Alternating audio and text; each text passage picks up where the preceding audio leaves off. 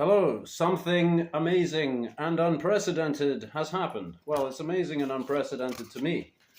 Um, I was watching some YouTube this morning, and a video came up. In fact, I should post the video on my channel that I saw this morning from out in Russia. An amazing old timer explaining how to sharpen, and I think I learned some stuff. Some stuff like, where you feel like I kind of already knew that, but it never quite clicked until now. And he was also speaking about different sharpening media that he had there. This guy's 91 years old, by the way. So you can imagine the knowledge that he had. And he had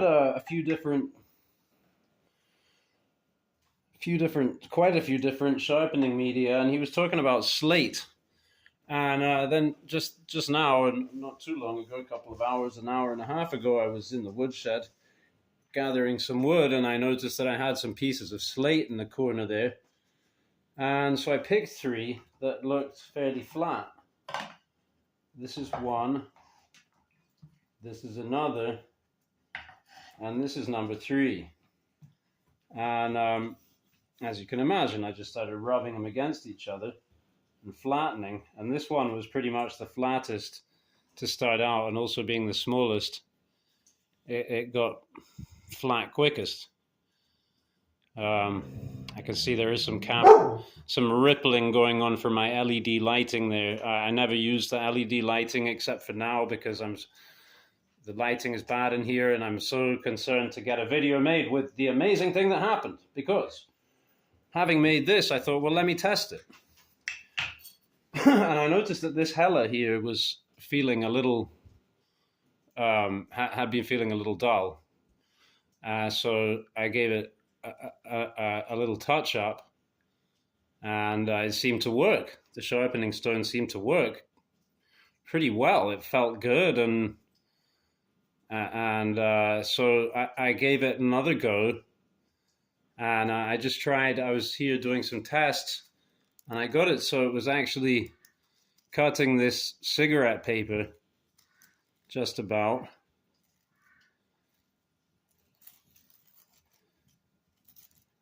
Slicing. It will cut it. This is raw black. This is the thinnest cigarette paper on the market, as far as I'm aware. And it also has this cross-hatched grain on it that avoids tear-outs. So I don't know whether that makes it a harder slice, but yeah, it's a pretty good indicator. And I was feeling this edge. I'm like, man, this feels so good. This feels like it'll go through a roll.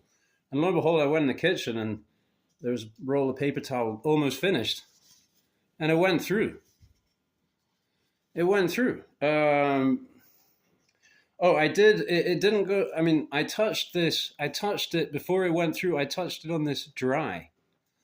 I gave it the final touch on this slate dry. So here's a knife I just recently acquired, and actually it just booted this one off the belt. I've been wearing this every day on my belt for weeks now. Really satisfied. I love this hella steel. It's laminated steel, so it makes it easy to sharpen. But this is an ML knife in 1095 steel. I already kind of messed with the finish there. I hit it earlier on a Naniwa stone, okay? So it should be very sharp now. I don't know whether it will be sharp enough to do this. I mean, it's perfect, because it feels... Oh!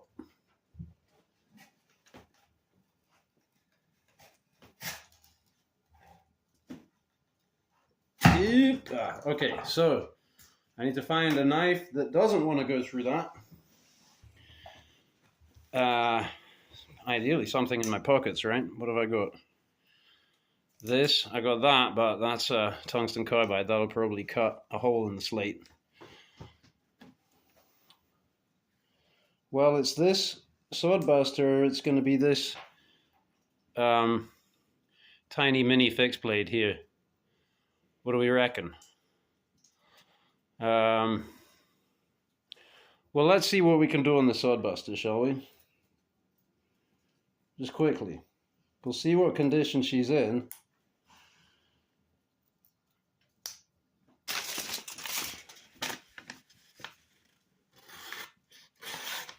Oh, very slicey. Already very slicey. Okay, that's good.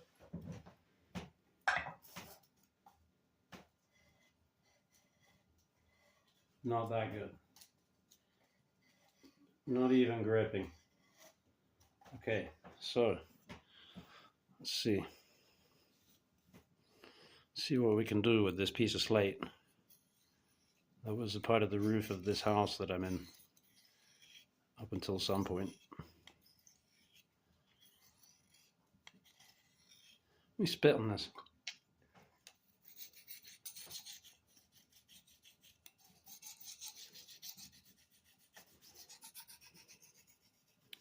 I like how it feels. I was telling my wife we might be sitting under a gold mine here.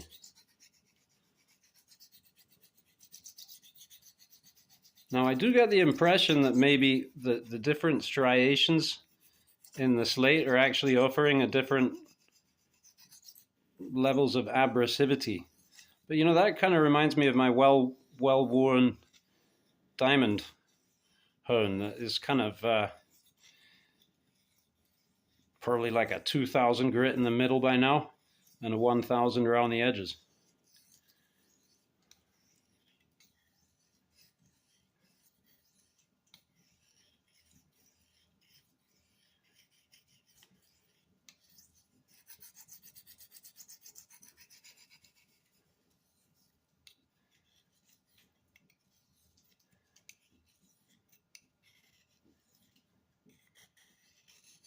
Hear that bevel?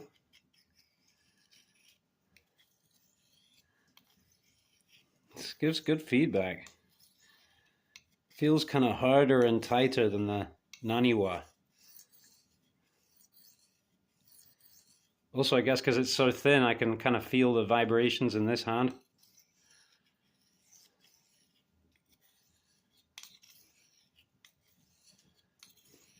Well, for the purposes of the video, I probably shouldn't go on too long. Of course, now I'm hopeful that we'll see some kind of result.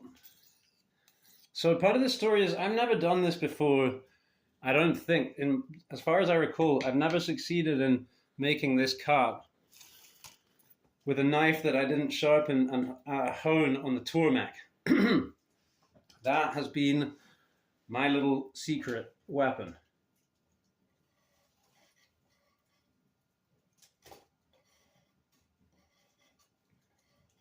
Well, it kind of wanted to grip there. If I go on where I'd already nicked, maybe I can push in. But you know what?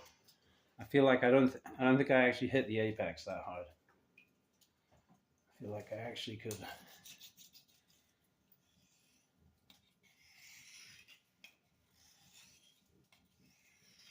Cut me a new apex.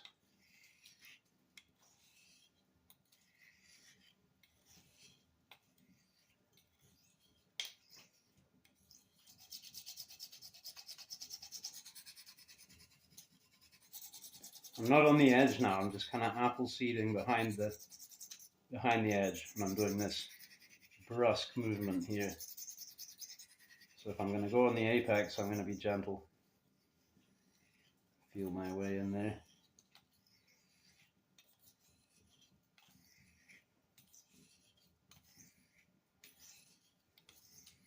Oh, I remembered another thing I learned from the video.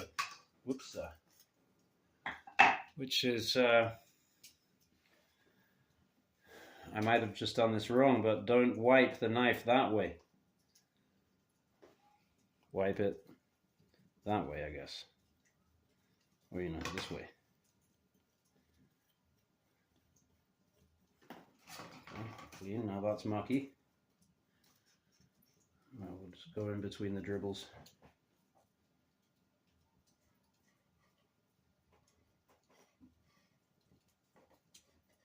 This is wet.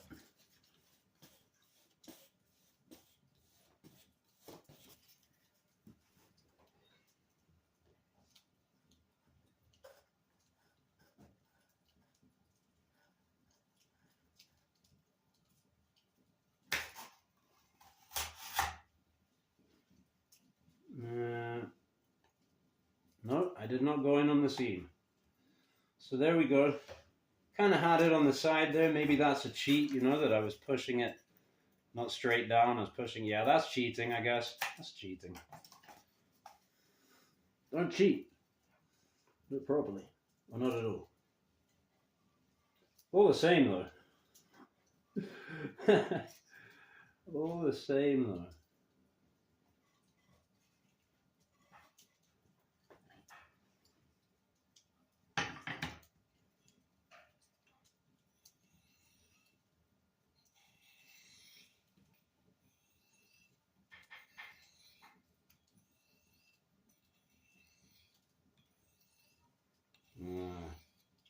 I'm being gentle now. And I can feel the burr. I can feel it.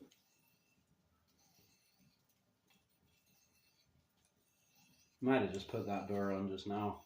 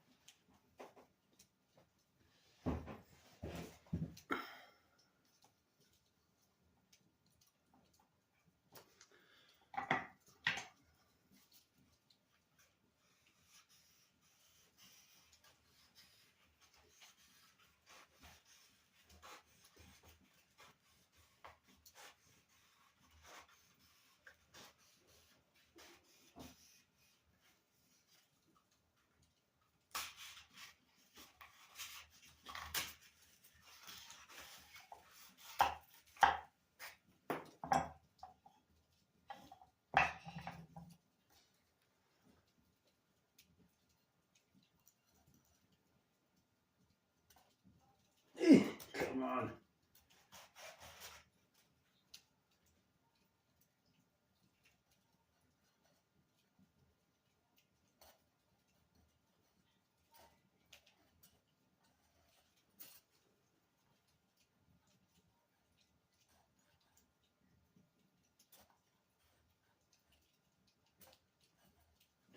Trying to make it not stand up on the edge and go in.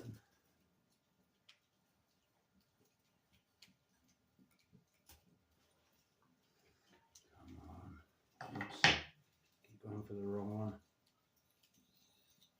Come on. Let me try this dry again.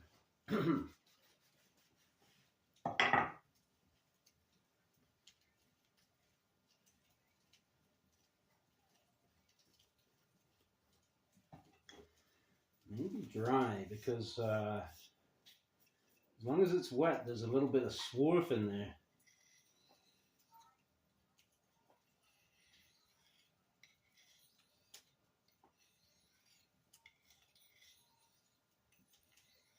And the swarf is going to be brushing that apex. And maybe that apex on this knife is just not hard enough to resist that.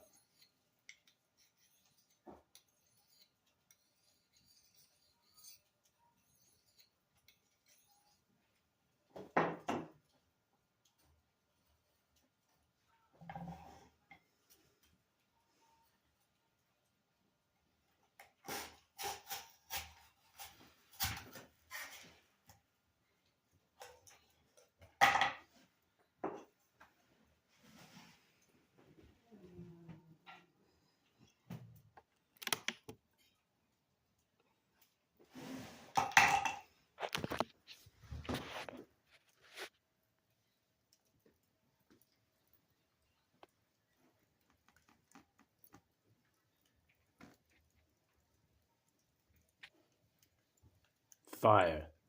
Thanks for watching.